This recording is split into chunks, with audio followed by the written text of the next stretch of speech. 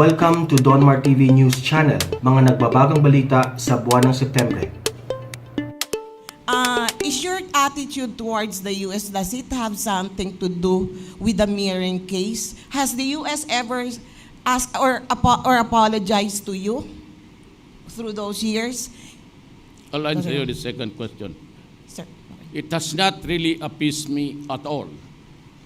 Binastos tayo ng Amerika. Mirroring was carrying out explosives in and out of Davao City for several years. You know, if somebody can give me an answer, I will resign tonight in handwriting.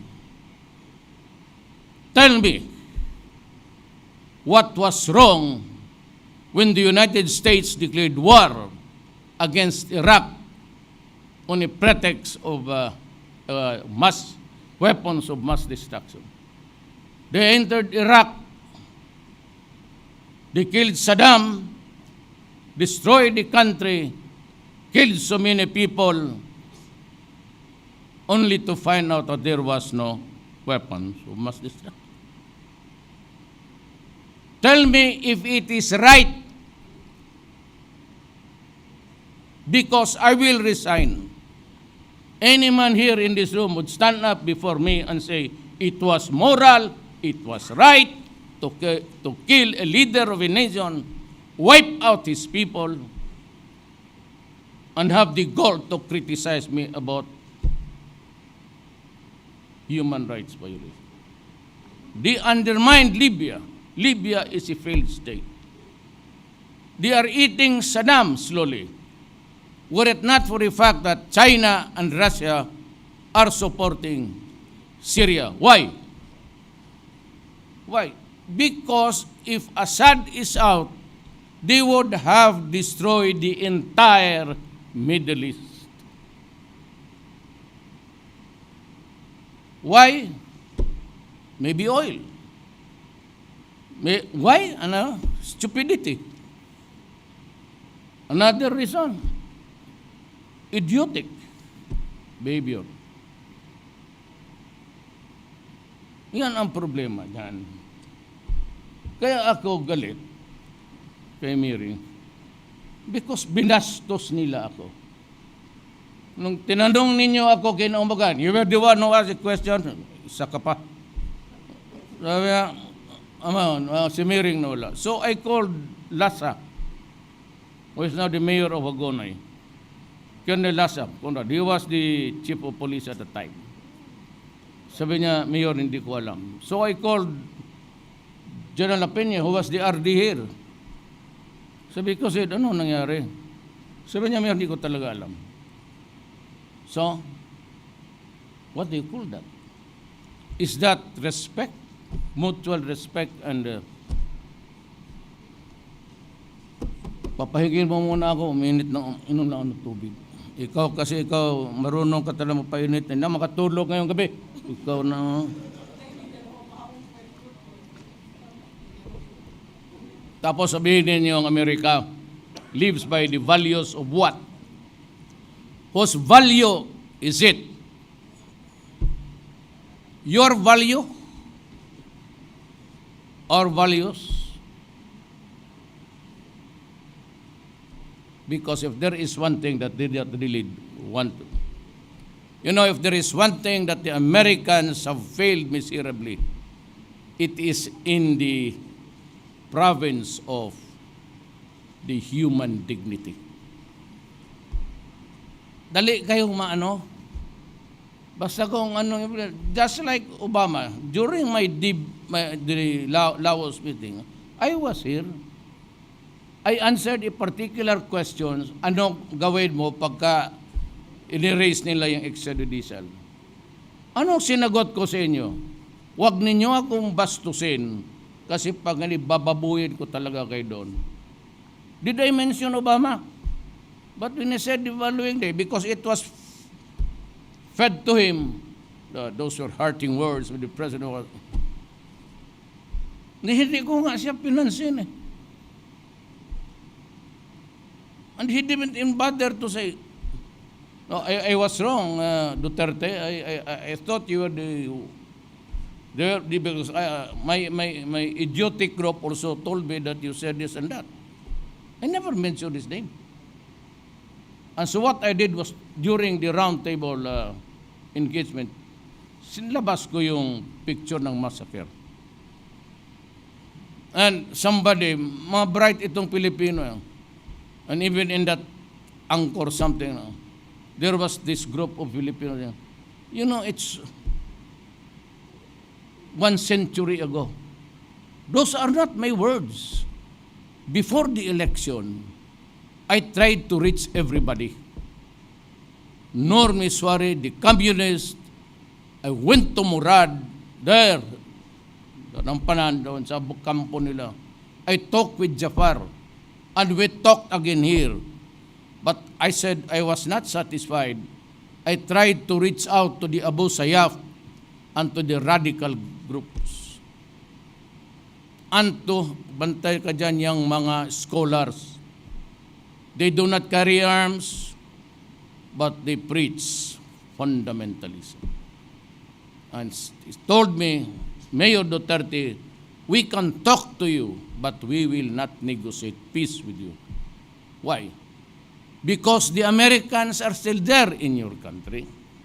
We see so many of them, the special forces, scattered all over Mindanao. And they are here to finish us through your... They are there to advise your troops how to wipe us out in the face of the earth. Kaya sabi ko, I cannot even talk peace. This particular massacre did not happen yesterday. Sabi lang nila, hindi akin yun. Sa mga scholars. We cannot forget it because so many, sila ang dapat sisihin. The Filipinos at that time, mahirap lang, pobre. We didn't have that camera.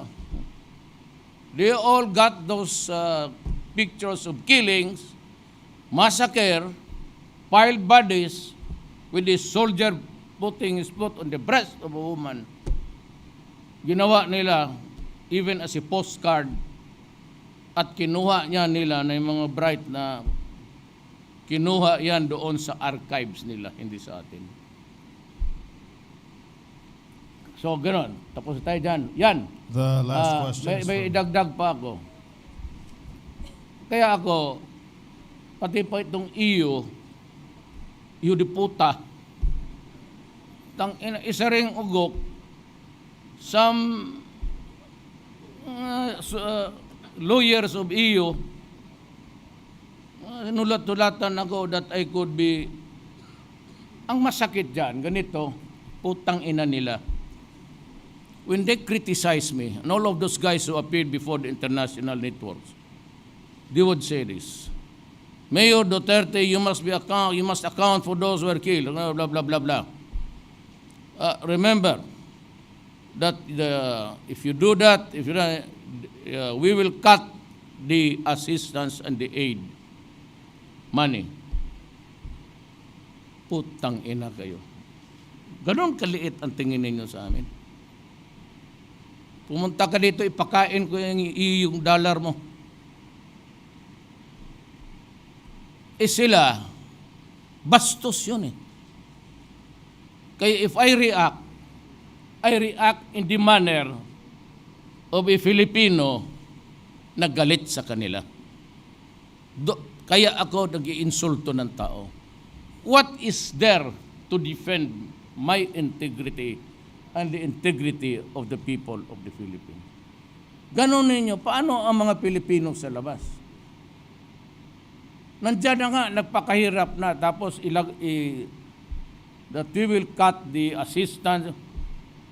Putang ina, iilo ninyo yung pera ninyo. You know what is an ilo?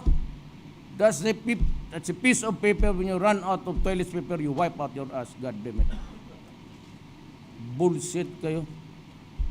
Why am I saying this?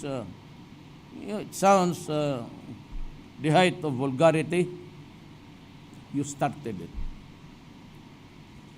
You give me 10, I'll give you 20. Bakit ninyo sabihin na we will not give the aid unless you... Who are you to say that to me? Bastos ka ba? Sabi ko sa inyo eh. Do not do that kasi bababuin ko kayo. So now, the doors are open again. There's a window open. Talagang bababuin ko kayo. Unstatesmanship. I am not running for any statesman. There's no position in this planet statesmanship. You can eat it all. But I have a country to protect and the dignity of the people. That's why I give back to you full length of what you want to say about me. So let us place ourselves in the proper perspective. Assistance, USAID, you can go to hell. EU, no wonder you are in shambles now. You cannot even agree to be together or not. Whether to form still in European community or disintegrate. Why? Because your lawyers who plan it are all stupid and idiot.